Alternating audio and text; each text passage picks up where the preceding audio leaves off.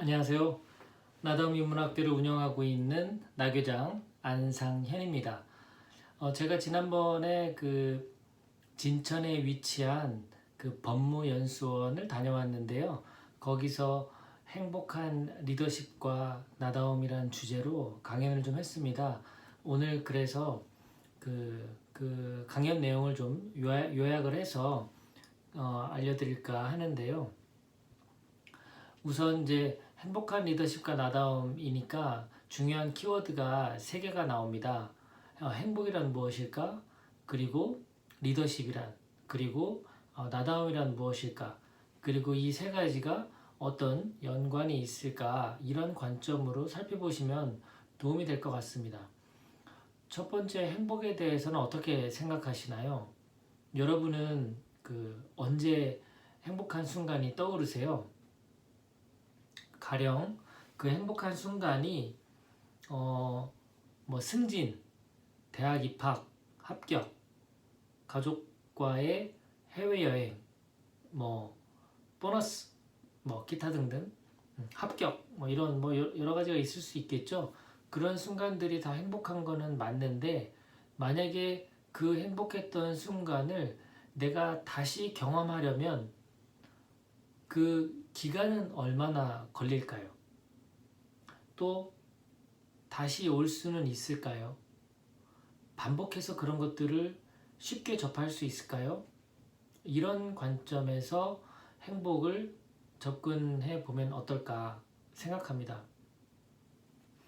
최인철 교수님이 굿 라이프라고 하는 책에서 자신이 행복한지 행복하지 않은지에 대해서 고민이 될 때 그 사람의 어떤 환경, 기질 이런 것들도 살펴볼 필요가 있지만 자신이 그 행복에 대해서 어떤 이론을 가지고 있는지를 보라 그런 내용이 기억나는데요. 저는 그래서 행복한 순간 또 행복이라는 개념 그런 것들이 나에게 어떤 개념으로 정리가 되어 있는지 행복에 대한 그 재해석이 각자 필요하지 않나 그런 첫 번째 제안을 좀 드립니다. 그래서 행복에 대한 것들을 생각해 볼 때 도움되는 만한 것들이 소소하지만 확실한 행복들 있죠. 지금 소확행이라고 해서 그런 것들을 채우기 위해서 다양한 활동들을 하는 그런 어떤 트렌드가 있는데 전 나쁘지 않다고 봅니다. 그래서 자기만의 소소한 행복들이 무엇인지 나를 행복하게 하는 그런 소소한 것들이 무엇인지를 늘 정리해보고 그런 것들을 일상에서 얼마나 내가 실행하고 있는지 그리고 실행 못하는 것들은 무엇이고 그 이유는 무엇인지 그런 살펴보는 과정이 중요하다고 생각합니다. 그래야 자기 자신이 자기 어떤 행복 지수 그런 것들을 스스로 점검해 볼 수 있지 않나. 자기를 행복하게 만드는 그런 순간들이 어떤 것들인지 혼자 할 수 있는 게 있고 또 같이 할 수 있는 게 있겠죠. 만약에 나의 소소한 행복들이 누군가와 함께 하는 거라면 또 거기에는 또 어떤 장애가 발생할 수 있습니다. 그 상대가 없으면 또 안 되니까. 그런 여러 가지 각도에서 자기 자신의 그런 행복한 활동들에 대해서 정리해 보시면 좋겠다 그런 생각이 들었고요. 그렇다면 성인들로부터 우리가 배울 수 있는 것은 무엇일까? 따로 정리를 좀 할 필요가 있겠지만 석가모니 같은 경우 자족하는 자가 가장 부자다 이런 말씀을 하셨죠. 스스로의 현재 삶에 대해서 어떤 관점으로 바라보고 있는지 그런 것들을 좀 살폈고 또 어떤 분은 그 감사함의 깊이가 행복이다 이렇게 하는 분도 있었고요. 또 어떤 분은 그 자기 일상에서 얼마나 몰입하는 대상이 많은가를 행복이라고 말하기도 합니다.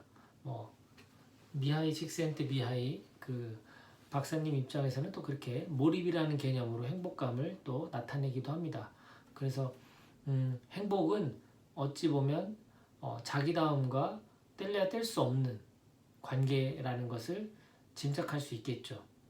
내가 원하는 것이 있고 그 원하는 것을 이루어 나가는 과정 속에서 행복감을 더 느낄 것이기 때문에 자기답게 살아가는 사람들이 아무래도 행복 지수가 있다면 또 높아지지 않을까 그런 생각을 합니다. 자, 그렇다면은 행복에 이어서 자기다움으로 넘어온다면 그러면 나다움이란 무엇일까? 언제 우리는 자기답다라는 걸 느끼나요? 뭔가 이제 행복과 연결지어서 생각한다면 우리가 돈을 많이 버는 이유도 내가 스스로 선택할 수 있는 기회를 많이 만들려고 하는 거죠. 그 돈이 아무래도 그런 선택할 수 있는 힘을 주니까요. 그러면 내가 더 행복하다는 걸 느끼게 됩니다. 결국은 선택권이 나에게 얼마나 주어져 있느냐가 행복과 연관이 있고, 그리고 스스로 그런 선택을 주체적으로 일상에서 그리고 일과 삶에서 주체적으로 선택할 수 있는 것들이 많을수록 우리는 자기답다라는 것을 더 느낀다는 거죠.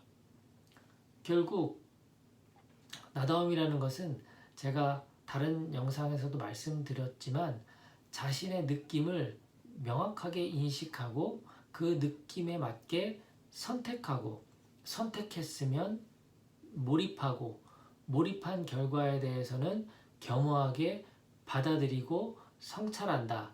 그래서 결과가 마음에 들면 계속해서 더 집중하고, 결과가 마음에 들지 않는다면 바꿔라, 이렇게 얘기했습니다. 그렇다면 그런 내 느낌대로 선택하는 것들이 일상에서 많아진다는 건 선택할 수 있는 범위가 넓어진다는 뜻이고, 결국 그런 것들이 쌓이면 행복하다라는 그 행복감이 더 많아질 수밖에 없다는 거죠. 그 행복을 쫓아가다 보면 자기다움을 내려놓을 수가 없어요. 이 개념을 따로 설명할 수가 없습니다. 그리고 자기다움을 추구하고 자기답게 살아가려고 하는 그 이유는 또 뭔가요? 결국 뭐 즐겁고 행복하고자 하는 것 아니겠습니까? 같은 개념이죠. 그래서 행복한 사람과 자기답게 사는 사람들은 저는 동급에 놓고 있는 겁니다. 근데 과연 그런 것들이 아까 처음 언제 행복하세요? 라고 했을 때 그 행복감이 어떤 1년에 뭐 하나의 이벤트처럼 다가오는 해외여행이라면 그러면 그 행복을 반복해서 내가 느끼기 위해서 또 1년을 기다려야 된다는 거죠.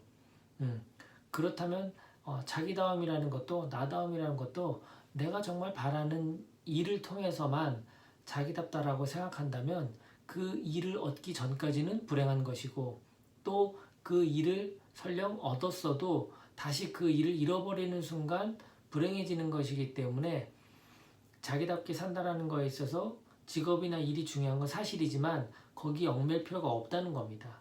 그냥 주어진 상황 안에서 내가 나에게 온전히 나의 느낌대로 선택할 수 있는 힘이 있느냐, 그것만 추구하다 보면 결국 직업도 바뀌고 환경도 바뀌고 자기답게 바뀐다라는 뜻입니다.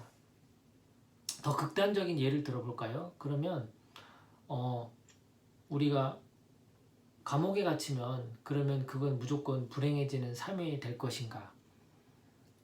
피치 못하게 감옥에 갔다. 감옥 안에서 내가 선택할 수 있는 권리가 있겠죠. 그 안에서 할 수 있는 것들, 그 안에서 누릴 수 있는 자유, 선택의 기회, 그거부터 시작을 하는 거죠. 그러다 보면 또 다른 기회가 오게 돼서 더 나아지는 방향으로 가지 않을까, 이렇게 좀 극단적으로 선택을 해봤고요. 그리고 상황을 바꿔서요. 만약에 내가 보석상을 운영합니다. 하루 종일 그 가게에만 갇혀있죠. 창문도 없습니다. 오로지 나가는 문 하나밖에 없어요. 그러면 그 보석상 안에서 보석을 팔고 있는 그 사장님은 감옥에 있는 걸까요? 아닐까요? 정말 어떻게 생각하느냐에 따라 달라지는 거죠. 우리가 단식을 하러 가요. 그러면 단식원에서의 활동은 나에게 불행을 주는 건가요? 행복을 주는 건가요? 정말 생각하기 나름인 거죠. 관점의 차이고요.